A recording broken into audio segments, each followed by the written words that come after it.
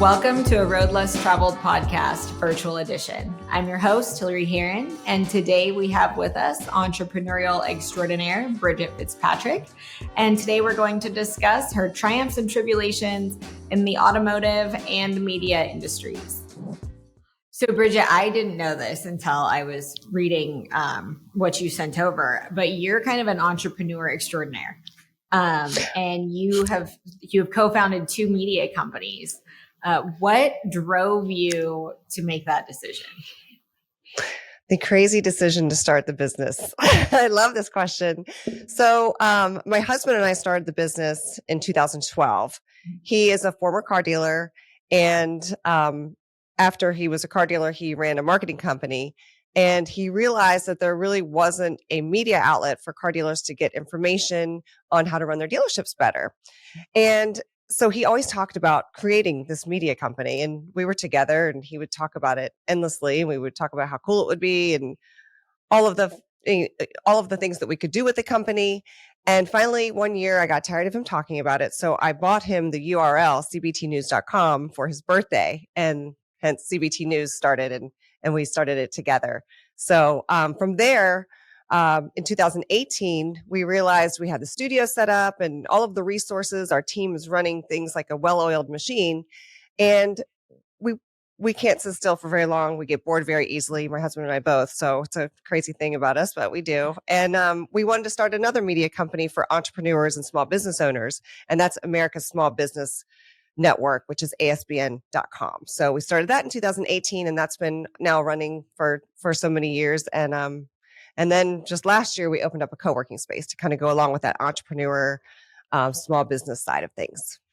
That's pretty incredible. I actually have known Jim for a while, but I did not realize that he was a car dealer before. He was, yeah. Were you guys together when he was still a car dealer? No, but I know all about it. I've learned so much in the last 12 years about automotive through being in the business and from him. And wow, what a crazy industry, but a great industry. We love it. Well, and you've been around it a lot now for however long. And this was actually a question I had slated for later, but I'm going to pull it up now. You've been going to industry events, and you guys are very well connected, and you do an incredible job sharing really important issues with dealers and things that we need to hear about that aren't talked about in like the traditional magazine kind of way. And I'm wondering if you have seen an uptick in women like attending these events, or if you feel like it's kind of falling off. I feel like I have seen an uptick.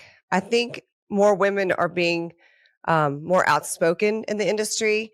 I don't think it's going as fast as I'd like it to, as far as women being hired in the industry and running things in the industry. But I have seen an uptick. And, we both were just at NADA recently, the National Automobile Dealers Association, and their event. I am seeing more of an uptick. I think a lot of companies hopefully are taking note to what we're talking about, and so many other outlets are talking about how there just needs to be more diversity and more women in automotive, and all of the reasons why, and all of the reasons that we talk about on CBT is how dealerships can hire more women, retain more women, and attract more women.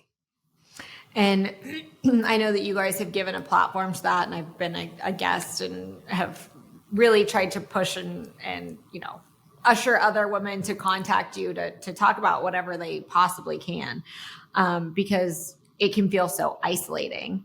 And even at events like NADA with a company that's pretty progressive or trying to be more progressive, trying to include women can be a little bit difficult because there's still kind of an old boys club. How have you found success in navigating kind of that old boys club feel that it can be so prominent sometimes? That's a great question. Because it wasn't always easy in the beginning. I think I was a little more passive aggressive about things when I felt like I was treated unfairly because I was a woman. But over the years, as I've gotten older, I've learned how not to take it so personal and get upset with these people, but more learning take it as an education for myself, but not only me, but also for them.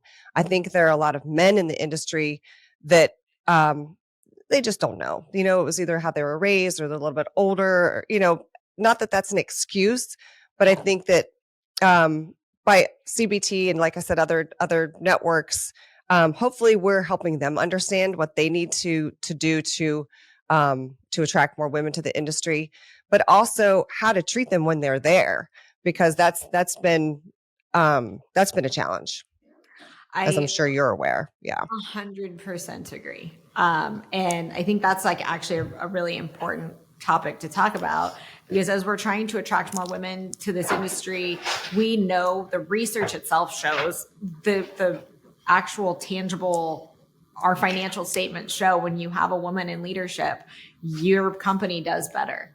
When you have a woman in each department, your company does better. It just seems like it's a taboo subject nobody wants to talk about. They're not comfortable talking about it, even though you have to talk about it to make it better. Have you guys facilitated conversations like that for dealers? We have many. We've had many, like you said, we've had you on, but other women as well, to talk about all of these issues. We're about to host a show, Women in Automotive. That's the working title right now, but where we will host a show that's specific to this issue, to help dealers understand and help attract more women. And like we've been saying, to not only get them in the dealerships and leadership roles, management roles, but then keep them there, and then have them hire other women, have the men working in dealerships now, hire women. Mm-hmm. I think one of the things that came up for us regularly, I was a service advisor for a little while, and women were much more comfortable talking to a woman in the service drive because they didn't feel like I was talking down to them, or I'm not a big hun person anyway, but there was no potential of being called a hun. And a lot of times we're able to kind of speak the same language, the same way that men do, the same way that any group does, right? What do you think would be something that dealers could practically do that would help retain women, or even things that they could do to help educate themselves to keep them around? That's a great question. I think that there's the obvious things, like be flexible with the hours, and the paternity leave and maternity leave for both men and women, maybe strengthen that a little bit. But also, this might be a little bit radical, but I think tying some kind of compensation to hiring women, and maybe have some kind of quota where you have to have this percentage of women on your leadership team and in your dealership. Mm-hmm. And then with that, tie some money to that. I think that might be more motivating and make them sit up straight and understand the reality and the importance of hiring women. I think that all of those things, but really education as well. There's a lot of groups out there that they can help women and men understand the importance and understand why. We've talked about the buying power that women have. So the majority of the customers are women.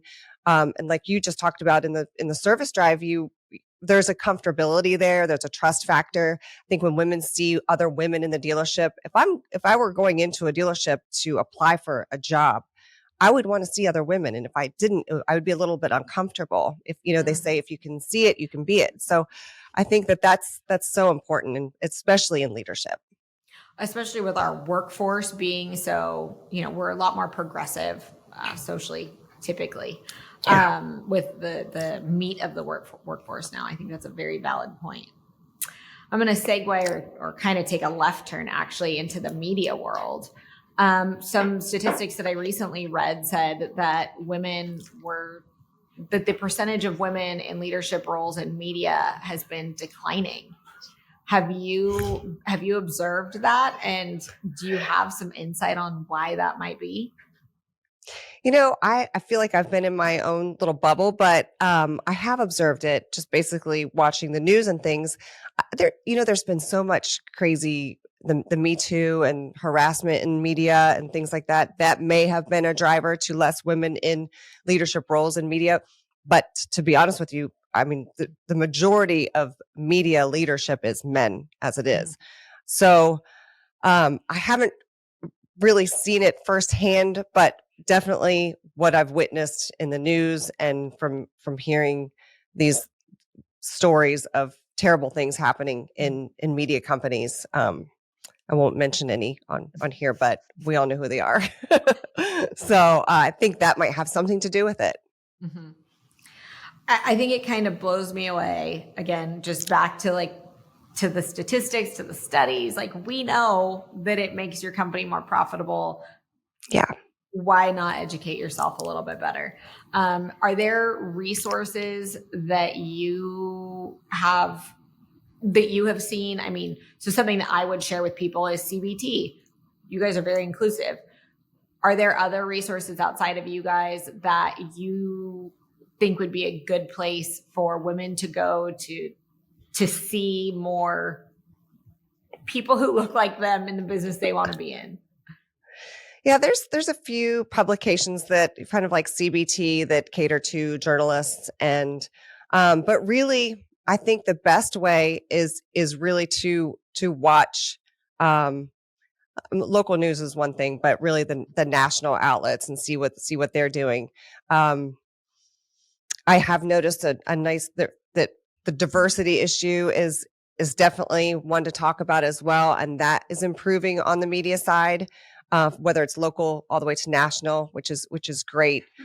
But there aren't, I mean, good point that there isn't really one local place where I could go to find all the information I need on media, such as the CBT news. Maybe we'll start that one next. We did the small business, we did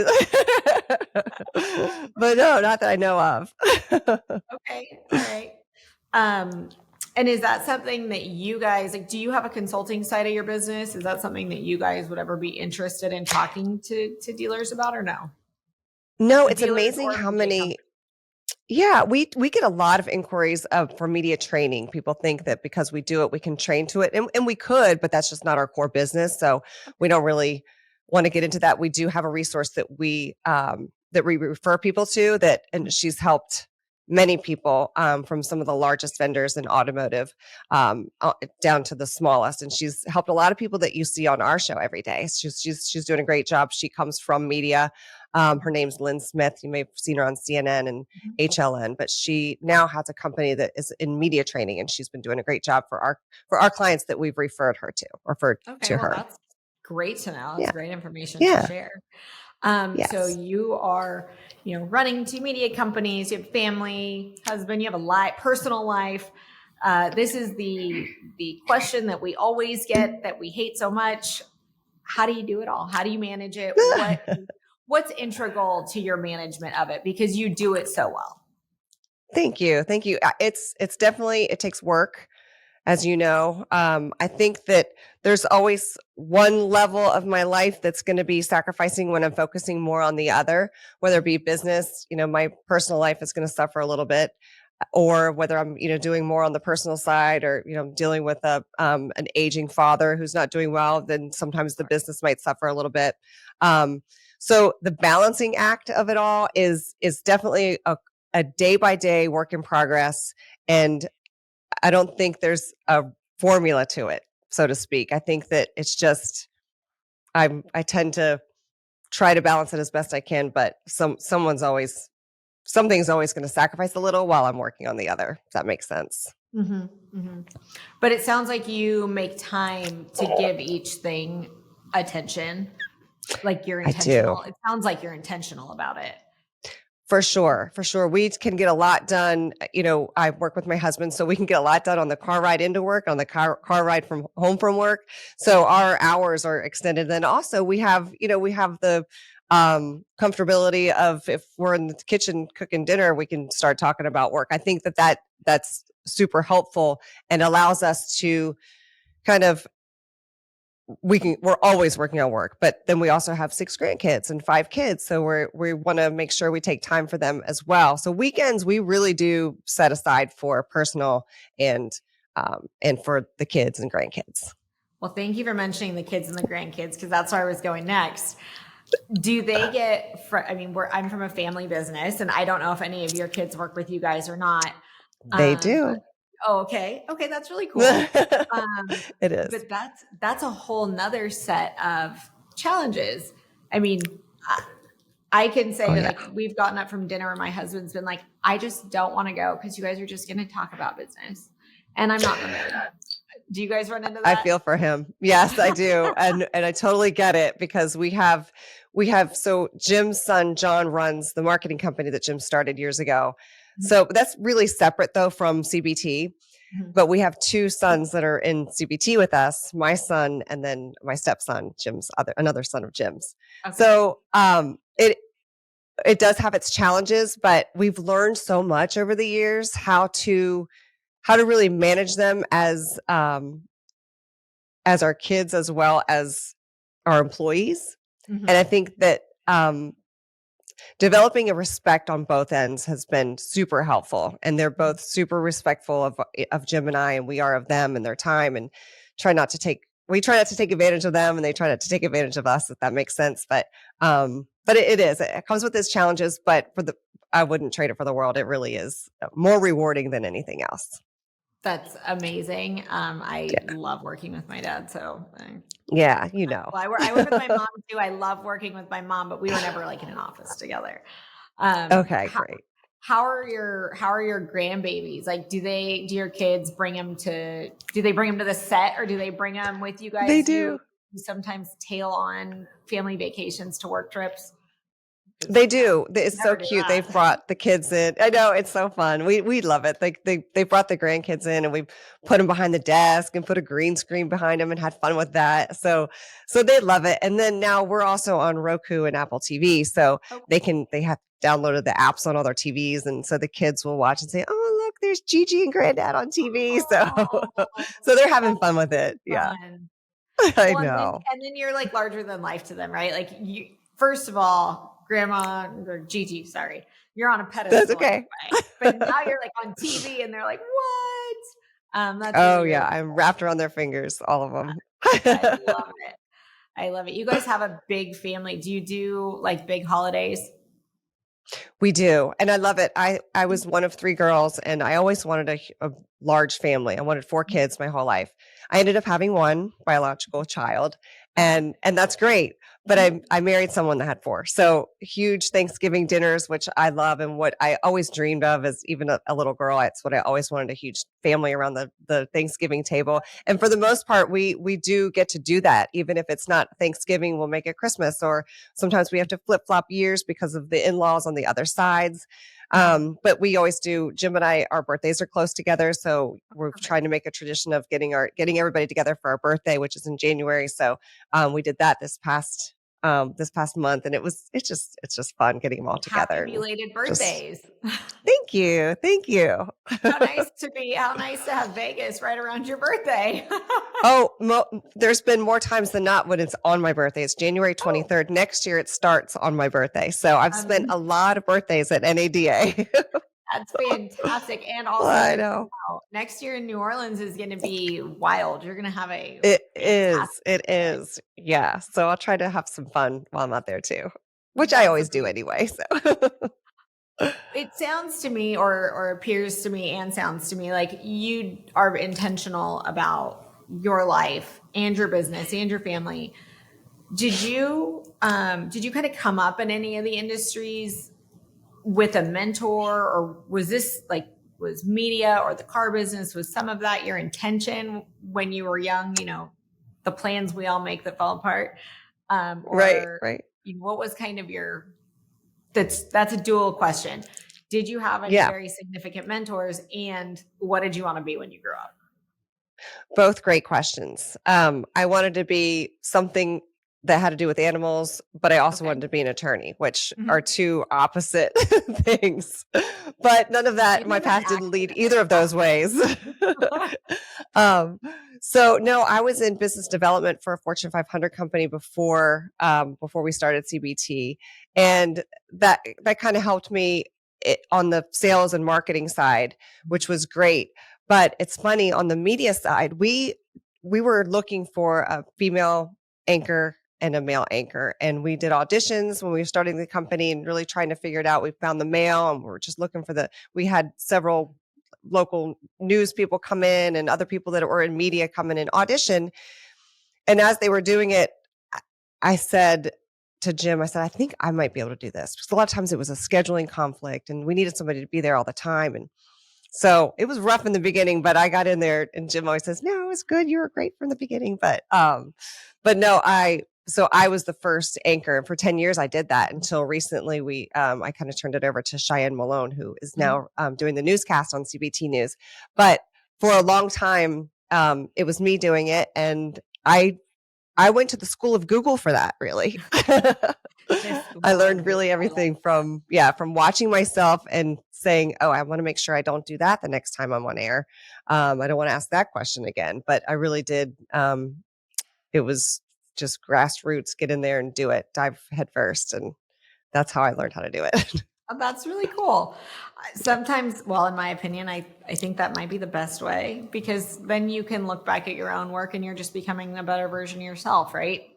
Yeah. Good way to look at it. Did you have any significant mentors going through or in your life? I would say that growing up, and thank you for bringing that back around. I didn't answer your question. I would say probably my mom, and it was more of a, she showed me instead of told me. We didn't sit down and have long discussions about, what to do with your life, but she was a very hard worker. She had 3 girls to take care of, and she was a single mom for a very long time. And I watched her. She just worked. She did whatever she had to do. She worked 2, sometimes 3 jobs to make sure that her 3 girls were okay. And she didn't stop. So watching her, I think, helped me develop the work ethic, and also the understanding of you do whatever it takes to get what you want, really. And then on the automotive side, Jim's been huge. He's taught me everything on the automotive side, because as you know, there's a lot of things that are different in automotive, whether it be the language that's used and things like that. And it's a different beast, but it's a fun one. There's a lot of special lingo. Yes, the special lingo was was a lot to learn, but no, he's been great, and he was an entrepreneur before I was, so he's been great there. But I would say my mom first, and then Jim, of course. That's phenomenal. And do you and Jim, or even just you personally, do you have any mentees? Do you make that a point to, obviously automotive and media can be a little bit of a difficult space for women to navigate. Do you make it a point to try to mentor others? We do. I feel like we do a little bit of that every day with the content that we provide small business owners, as well as the automotive industry. But a lot of times people will come into the studio, or we'll be over a Zoom call, like we are now. And we do take the time before or after to discuss anything that they might have questions about, whether it be in media or automotive.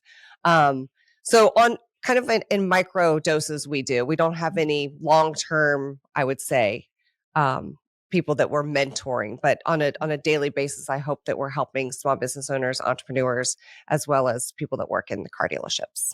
Well, you're 100% making women feel more seen in the automotive industry. So that is amazing. Can you tell me about a specific moment in your career where you wanted to say, you know what? I know you mentioned earlier that you were a little passive aggressive about it, but do you have a specific story about a time when you were just done? Where somebody did something, and then when you came out the other end, you were like, you know what? I'm so proud of myself. I handled that well. This was a growth moment.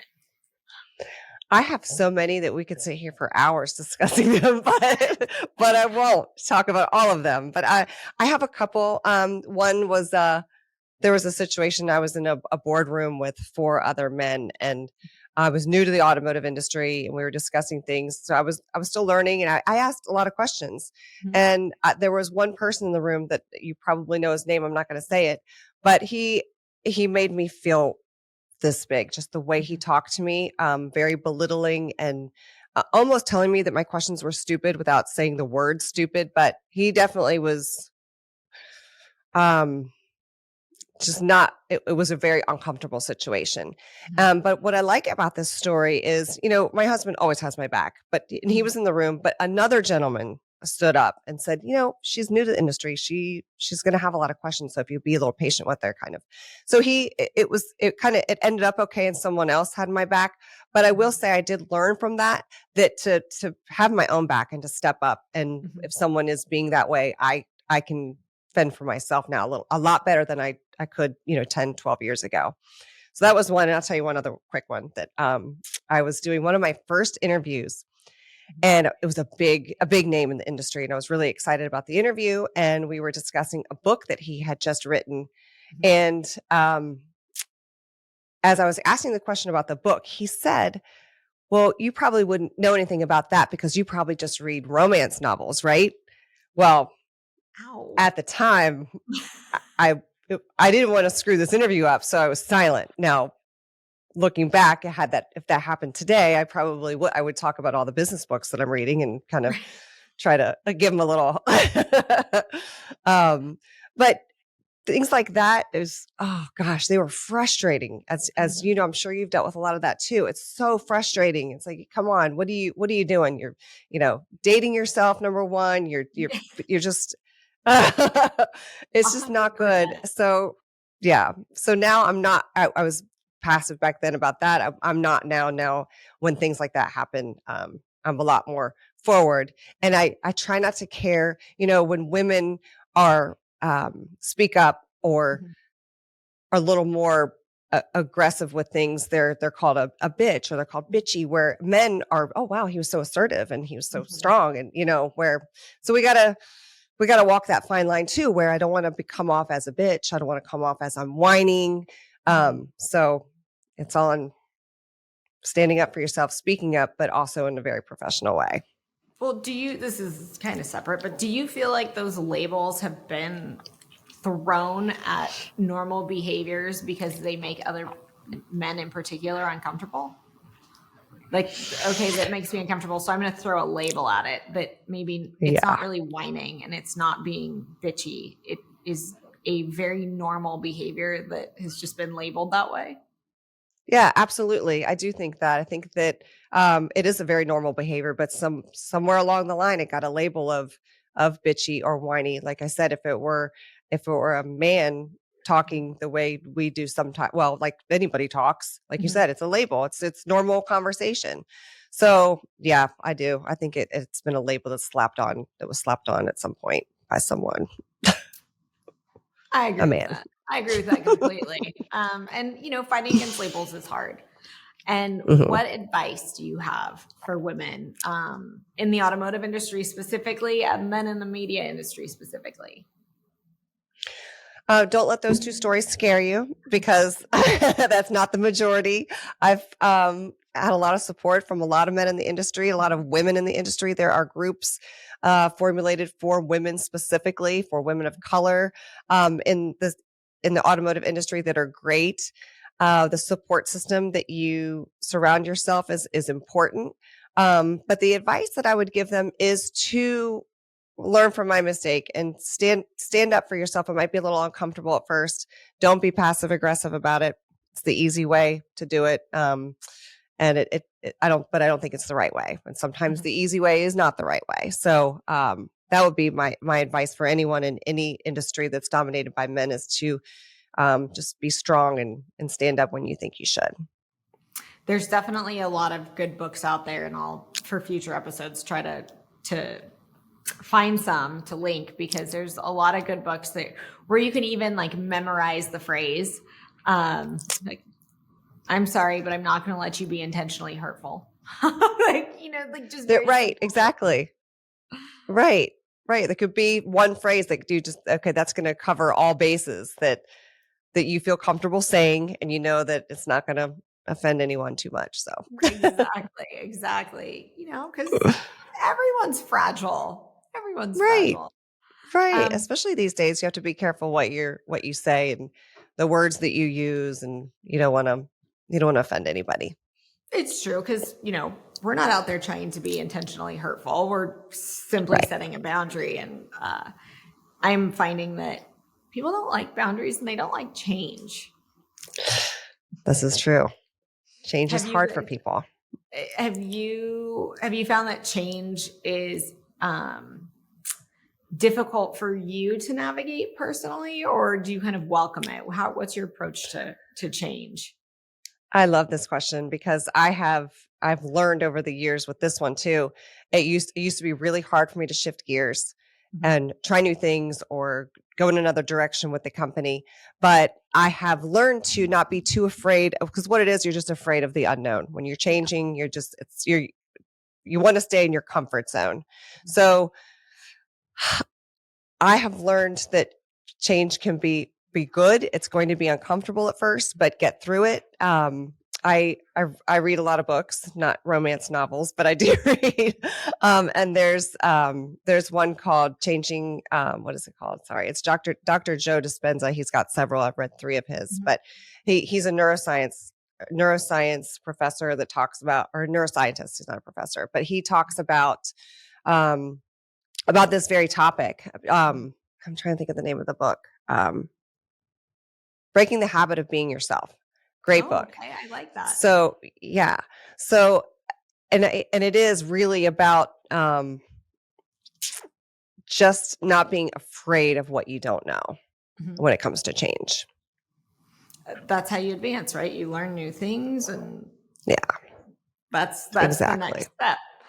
Do you guys have anything exciting coming up? Any exciting Good interviews question. or fun stuff that you're doing? We do. The cool thing I'm excited about, we have the new shows that are coming up. We kind of we have a show, Diversity in Automotive, that we sunset for a little while we're getting some other things in order. So that's coming back along with the, like I said, working title, Women in Automotive, where Cheyenne Malone's going to host that. And she's going to talk to women in the industry, leadership roles, but all areas of the dealership. And so that's hopefully going to help out this situation with hiring and retaining and getting women into the industry as well. And we're not only going to do those 2 shows, but like I said, we are now on Roku and Apple TV, so that's really exciting. We're getting that going.